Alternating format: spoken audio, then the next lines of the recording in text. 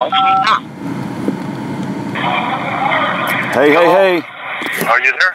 You bet. We've been locked down, but I couldn't reach you the other day. You're probably doing a show or something. A lot of times I'm doing a show or I'm on the phone with another prisoner, but we are going to be doing a 2-hour show on you this Monday, and I've invited your dad, and he's already confirmed he's going to join me, and I've sent you a list of questions that we plan to cover. I would love to play a clip from you. I don't know if you have anything to say, but... well, before you do a clip, let me give you a message here from Bobby and me. Okay. He says if you'll call the court and check on both of our 2241s in Kentucky, he would really appreciate that. He says once a week, if you just call, then they know somebody's looking at the case, you know? Gotcha. Okay. I'll see what I'm going to... can read off the case. Yep. I'll read off the case number. Okay. It's, if you're ready. Yep, go ahead. I'll go fast. Go ahead. Bobby G. Pullen versus J. Orman Warden. 17-CV-00155-DLB as in boy. The question is, has government filed a response to court order of March 29, 2018 order? Okay. Is there a response for that? Okay. And my case number is 18-CV-00104-DLB as in boy. And you just want to check on the status on that one. And that's David Hinkson versus Gomez, acting warden. Okay? Okay. Then there's something else I needed, but we could have Guy do it, I guess. My cellie needs a docket sheet, but I guess I can have Guy do that. They want to charge him like $7.50 just to give him 15 pages. It's crazy. That doesn't surprise me. Okay. They don't like him. Yeah. Okay. Rudy docket sheet number. So that's what I had. While you're at it, if you could send us the phone number for the clerk in Kentucky, that would be handy. I'll give that to Bob when I see him. We've been locked down. Yep. Just so you'll know. Okay, I had no idea. Okay. Okay, I did send you several. Have you got any? Did you ever get the attachment A, B, and C that I had the UPS store from Florida mail to you? Yeah, it came. Oh, good. Okay. It came, and guess what? On Saturday, I got an answer back on the. If you want to turn on whatever. Yep. Okay. On Saturday, I got a letter back from the 9th District about the 2255, and it said we've received it. It gave me a new case number. Okay. Good. So, your mail came back. The one I mailed you, and I put it back in the mail today. Okay. You'll get it by Monday. But what happened was they said it needed 4 more stamps. Okay. So, all right. I waited. I put 4 more stamps on it, and it went back out. But right now, on the docket sheet in the 9th Circuit in San Francisco, my 2255 is there. It is filed. It is on the pacer, just so you'll know. Okay. Very good. And a hard copy's in the mail to you. Your friend says Demalia is not retroactive, and I'm trying to research that to get another opinion. I have no idea, but I'm trying to research that myself. Well, he's totally full of it, but, you know, the truth of the matter is he's clueless. Obama let him out. He comes across like he's all-knowing. I've told you in the past that you can ask 5 different lawyers and get 5 different answers. Yeah, no doubt. No doubt. There's just a lot of frustration here, and I understand that we're using the matrix argument, but we're using an argument that the Supreme Court just now said pertains. 16B has to do with violence, and I was sentenced under 16B, and so he's been negative every step of the way. In fact, he was bad-mouthing Bob before Bob even did anything wrong. He's just on the attack. This call is from a federal prison. Okay. And I only said if Bob's doing such a terrible job, do it yourself. Right. Well, anyway, we're just praying you get out of there. I don't know all the details. I'm not a legal guy. We just pray you get out of there. And anyway, I got your mother's heartbreaking plea to President Trump for a pardon. We read that into YouTube. You know that we're doing a 2-hour show on you Monday, and your father has agreed to let me interview him. So this is a great opportunity to get your story out. The way I'm presenting it to the audience is you are America's most provably innocent political prisoner. You're not the only one, but you're the most most provably innocent, because all you got to do to prove you're innocent is prove Elvin Joe Swisher is a liar, and there is no other testimony or corroborating evidence against you except for Elvin Joe Swisher. In other words, if you take away Elvin Joe Swisher, the prosecution does not have a case. Now, can you remind me again about this guy who went and blew his brains out after he testified against you and what he said, or what was that whole situation about? Do you remember his name? Who? The guy who testified against you and went and blew his brains out. Am I remembering that correctly? Do I have that? Oh, Kevin Hagen was a highway patrolman. He's retired, and I hired him to build some cabinets. Okay. I paid for the cabinets in my kitchen. Okay. And he showed up at the first grand jury. It's not, I said strike that. He showed up at the first trial. Remember, I was sued by a bunch of people when I was in the Boise jail? Yeah. Okay. Well, anyway, Kevin showed up when that Annette Hazelone sued me, and he lied against me. He said that Annette Hazelone owned Waterhouse. So, you know, he later came to me, and he apologized, and he gave me an affidavit because he said that perjurers go to hell. Yeah. And he felt really bad about committing the perjury. So, anyway, I'm sitting there at this roast, and here comes Kevin Hagen again. He gets up there and he says, yep, he hired me for $10,000 to murder public officials, blah, blah, blah. And then he looked kind of shamed, like somebody forced him to do it. And then he went out the door and he got in his car, and I was told he shot himself in the head. You know, I've got to find a news article on that somewhere. I've tried to look for it in the past, so if anybody's listening that knows how to help me find a news article, because that's very powerful. We had a department of... Here's something else. Go ahead. Here's something else. Do you remember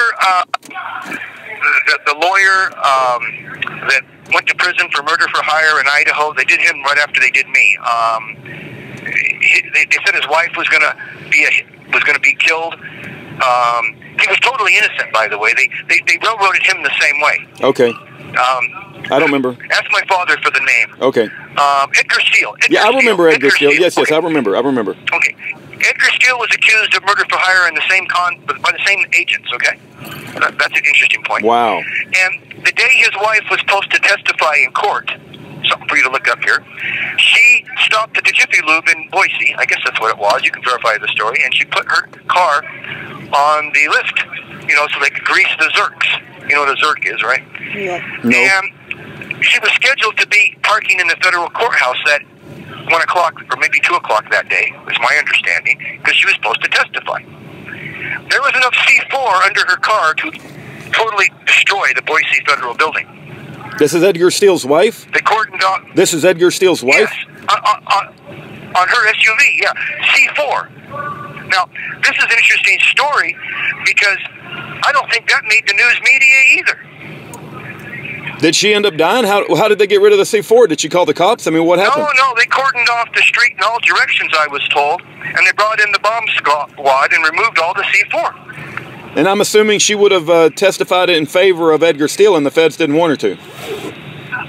Correct. But Okay. the point is, I can just hear the feds now. We got us a terrorist. Oh, yeah. Go Right. get this guy Blue over here. Yeah. At Waterhouse. And then in the next stage, oh man, we need to have our own Timothy McVeigh. Yeah. Oh, okay, let's put the C4 under this innocent woman's car. Let's blow up our courthouse. Oh man, we'll get some media attention. Wow. These people are crazy. They really are, David. There's nothing surprises me anymore when people talk about how evil. From a federal prison. When people talk about how evil all they these are. stories I just gave you were told to me by either my family or my lawyer Hoyt. Okay. Now, I wouldn't be surprised if you came back and said, "There's no C4." Well, I don't know. Yeah, I need to do some research on it. And Kevin's wife's name was Judy Cohagen. Hagen, not Cohagen. Yeah. Cohagen sued me. She said I violated her civil rights. Wait. How do you spell Hagen? She sued me when I was in the Boise jail. How do you spell Hagen? H-A-G-A-N? H-A-G-A-N? Is that how you spell it? Hagen? Yeah. Okay. Or Ian. Okay, all right. But his wife's name was Judy. His wife's name was Judy Hagen. Why would she sue you? And Why would she sue he had you? a little daughter. Yep. And what you ought to do is go to Google and search for Judy Hagen. See if you can find Judy and interview her. That would be a great interview. Okay, why would she sue you, though? You said she sued you? No, Cohagen sued me. Who's Cohagen? Judy Cohagen. Who's Cohagen? She used to, used to answer the phone for me, and when I was sitting in the Boise jail, they became federal agents, and they sued me, said I violated their civil rights. She was cheating on her husband, having sex, and the fight broke out in the factory. I'm in the Boise jail, which is, you know, an 8-hour drive away, and they have a fist fight in the factory, and all the people in the fist fight, because she was cheating on her husband, all sued me in federal court, and they were suing me for like $600,000 or $700,000 for violating all of their civil rights. What did you? How could you have controlled? Here's the deal. We got about 4 minutes, and I want to get a clip for you for the show for the program on Monday. Can you just introduce yourself and say what your goals are in the world to help people? And I really need a clip for Monday if we can get it. Okay. Yep. This is Dave Hinkson, and my goal is to bring the copper water to the world to basically remove the AIDS, malaria, and all parasites and viruses. And I also have 7 energy devices, and I've been working on these projects here in the prison. And we actually have some things working. You can go to the YouTube video. Rudy will mention that later in the show. Okay. So, how does that sound? That sounds good, David. And I want to. Can you speak a little bit about Elvin Joe Swisher and that he's the only reason you're in prison? Because I want to focus a lot on his testimony, and that if you didn't have the testimony of Elvin Joe Swisher, which is a proven liar, then you wouldn't be in prison. That's true. Mr. Swisher planned a crime because he came to court with forged documents of his DD-214, and he wore a Purple Heart he never earned, and he had forged documents in the file. And there was a letter from the Marine Corps saying that the awards were created in '93 on a document dated '54, and Judge Richard Tolman, the judge, sealed the file and said there's nothing in here that discredits Mr. Swisher. So the judge actually committed perjury from the bench. Judge Tolman perjured from the bench as he covered for the liar on the witness stand. How's that sound? It sounds good, and I just want to make it clear to everyone that without the testimony of Elvin Joe Swisher, which has been proven to be a liar, I mean, he went to jail for lying in your case. He's a proven liar. Without his testimony, there is no case against you. There's no audio recordings. There's no other damning testimony from any other witness. That if they don't have Elvin Joe Swisher, you are a free man, and you should have been free long ago. Should have never gone to jail. So that's the point I want to make, and I'm going to play a clip from Fox News, which Fox News covers the liar Elvin Joe Swisher.